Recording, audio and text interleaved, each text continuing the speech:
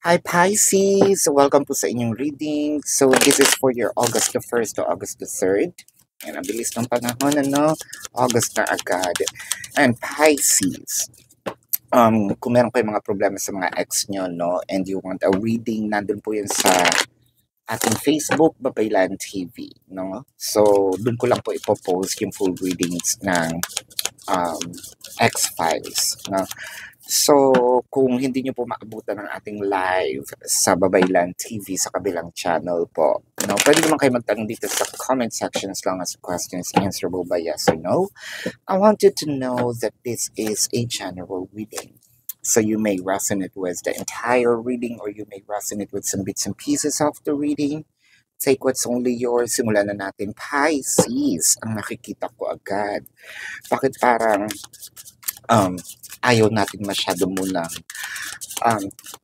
makita si person, no? Ayaw natin makipag-usap, ayaw, kumbaga, to the extent pa na ayaw natin umuwi ng bahay doon sa mga, lalo na yung mga in cohabitation or yung mga mag-asawa na, no?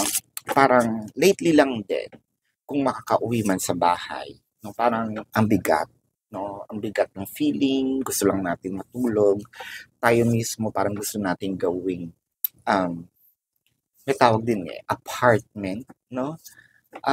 Or mangungupahan, no? Ang gagawin mo lang talaga is matutulog, aalis, no? Parang kasing iba na, no? Hindi na ganun kasaya yung environment na kinagisnan natin or kinasanayan natin, no? For a few numbers of you, baka kasi nag-iba din talaga yung ambience, no? Yung pakikitungo also with you and your person or family members, no? For a few numbers of you, baka may umalis, no? Whether it is literal or energetic form, no? Hindi tayo pupunta doon. Pero ang nakikita ko nga dito is more of, eto na nga tayo, ayoko munang magstay, no? Hanggat maaari. Mas gusto kong either nasa ibang lugar, no? With the King of Swords, the Page of Swords, and the Three of Cups, no? For a few numbers of you, this home that we call, no, probably ito yung tinatawag natin relationship. This home that we called is being contaminated with jealousy, with a third party situation, with something that kind of like a poison, no, sa inyong energy, sa inyong dynamic with your person. Parang nagsisimula na rin umaangat, no, itong galit. Merong parang inis, galit kay person. For a few numbers of you, there might be a third party situation. Third party may not only be, tao. Baka kasi din si person, no, nasa ibang lugar ang kanyang utak, no, or ibang bagay, no. You are, sabihin natin, nakikipag-agawan ng atensyon kay person, no, with a Ten of Wands. And it all, sabi sa inyo, ang bigat with a Ten of Wands. I also felt like, siguro pagod na rin tayo, lalo na dun sa mga nasa bahay, hindi lang tayo makapagsalita, no, na bakit sa akin lang lagi patong itong mga either bayarin, gawain sa bahay, or it's actually a combination, no? Parang there's something in here na you wanted to say something. You probably wanted to speak out, no? Kumbaga, ang maganda nga dito kasi meron ka pa mga pagtitimpi, no? Hindi mo pa nasasabi lahat or hindi mo talaga sinasabi as much as possible. Kumbaga, inaano mo siya, iniipon mo or you're keeping it, no? Baka kasi iniisip mo rin, baka kasi kapag nagsalita ako, makasakit ako ng damdamin, especially Pisces, no? Sila yung mga isa sa mga masasakit magsalita, kaya kapag kilala din naman nila yung sarili nila. Kaya kapag meron silang gustong sabihin, much better na pinag-iisipan. So nakikita ko naman yun dun kay Pisces. With the Nine of Pentacles and the King of Wands.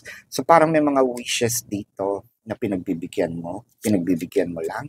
With the Death card, the Hermit, the Lovers. So parang iniisip mo dito, kailan kaya babalik, no, yung saya nitong relationship, kailan kaya babalik yung saya nitong bahay, kailan kaya mawawala, no, itong issues, no. You're not actually leaving. Kumbaga nawawalan ka lang ng gana.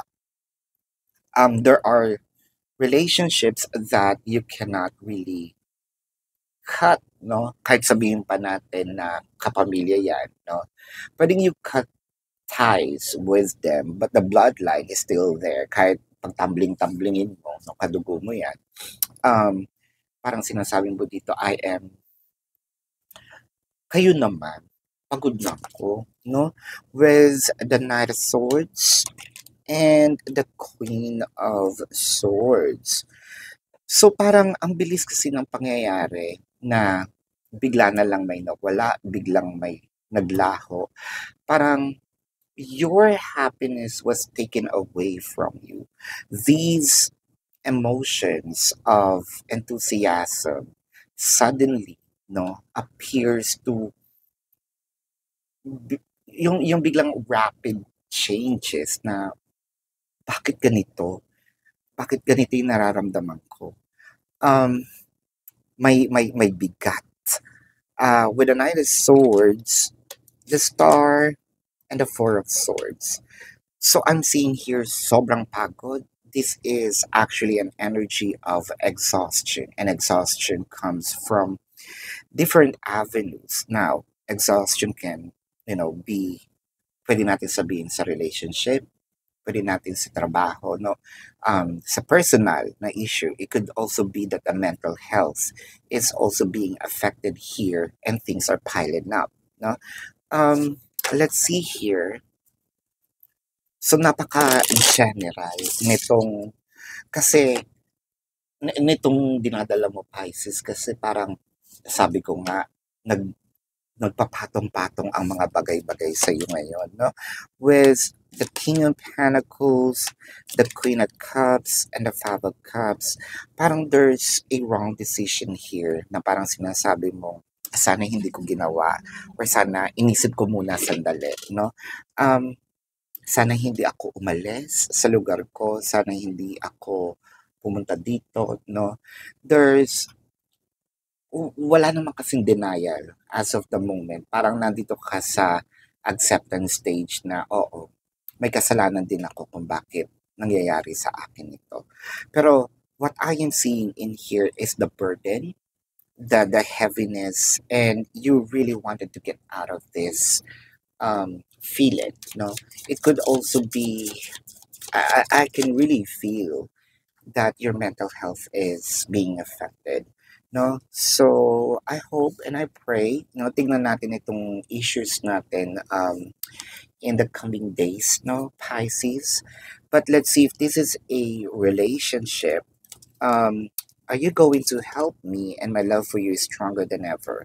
So for those of you who are in separation, whether it is physical or energetic, I feel like Pisces yung sinasabi mo dito, no? Sana man lang, no? Tulungan mo ako, tulungan niyo ako. Hindi pa ako nagsasalita pero ayoko magsalita dahil ganun kita kamahal. But I hope na sana nakikita mo itong effort ko at sana magkusang loob ka, no? Or magkusang loob kayo, no? So tingnan natin dito ang zodiac sign ng person mo. It could be their sun sign or a placement in their chart. But I think for a few numbers of you kasama dito ang family, no? I'm seeing Sagittarius, Aquarius, Pisces, Scorpio, Taurus. Tanggalin muna natin to, no? Cancer, Virgo, Gemini, Capricorn, Leo,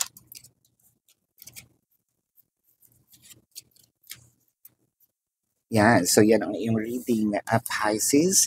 Again, for those of you who's new to the channel, don't forget to click the subscribe button, smash the like button, comment below kung kayo po yung nakaka-resonate, and hit the Zoom notification bell. Kung gusto niyo pong sumali sa ating live session, sa kabilang channel po yan, that is Babaylan TV. And meron po tayong mga readings doon, no? So, kung hindi niyo po maabutan yung live sessions, pwede naman kayo magtanong dito sa comment section as long as the question is answerable by yes or no. And Pisces, kung hindi naman kayo masasatisfy sa yes or no na sagot, no? Doon po sa description box, nandun po yung link. Pwede po kayo dong i-click ang ating question form, no? Doon sa link. Click the link, you're gonna be routed to my website. Nandun po yung information, how much per question, nandun po yung payment, mode of payment, no? The name and the number. I also created 4 questions plus 1, so take advantage of it. If you also want to book a personal reading, nandun din po yan sa description box. Tuloy ang manhunt, no? Report those accounts, the fake accounts, and screenshot, email it para manalo po ng free personal reading.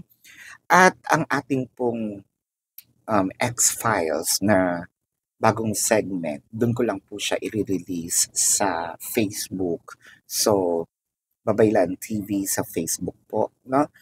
And Pisces, maraming salamat. Love and light to you. Namaste. See you po sa susunod na reading. Goodbye.